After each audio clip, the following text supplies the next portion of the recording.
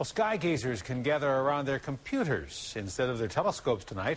Overcast evenings can make it nearly impossible to see much of any celestial event going on, even through the most powerful telescope. And that's where a new program on the World Wide Web can come in to help for professional and amateur astronomers alike. 8 Channel's Mary Beth Burton has a look. It's amazing what we can image now. Space, the final frontier, is boldly going in a new high-tech direction. Microsoft is getting into the computer space race by introducing Worldwide Telescope. If it turns their eyes up toward the sky at night, I'm all for it. Amateur Joe Carr likes the computer program that can take you to any planet, constellation, star, and much more. Some of the images come from space. When you're looking at a Hubble image or you're looking at the Cassini images from Saturn, and that's definitely better imagery. You're seeing more detail. You're seeing things you haven't seen before.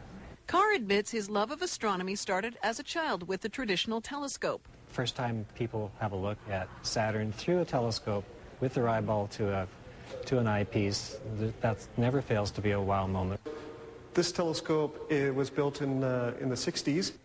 At the Dominion Observatory, Stephen Gwynn admits virtual astronomy is the evolution of his business. That's definitely the way professional astronomy is heading. Image sharing means scientists won't have to travel as much to retrieve the same amount of information. Gwynn is so pro-virtual, he's helping run the Canadian Virtual Observatory. My software is more oriented towards professional astronomers.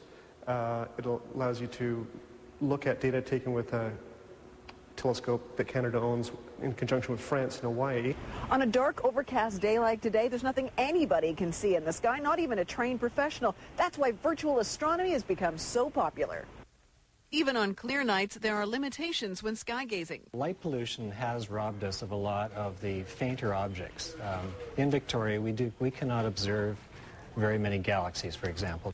On the Worldwide Telescope, with a click and a drag, you can get an extreme close-up of nearly any celestial sight. It looks like a precious blue gem in the middle of some red orangey stuff that looks like fire. And there are guided tours, like this one of Ring Nebula, courtesy of a 6-year-old Canadian. In Victoria, Mary Beth Burton, 8 Channel News.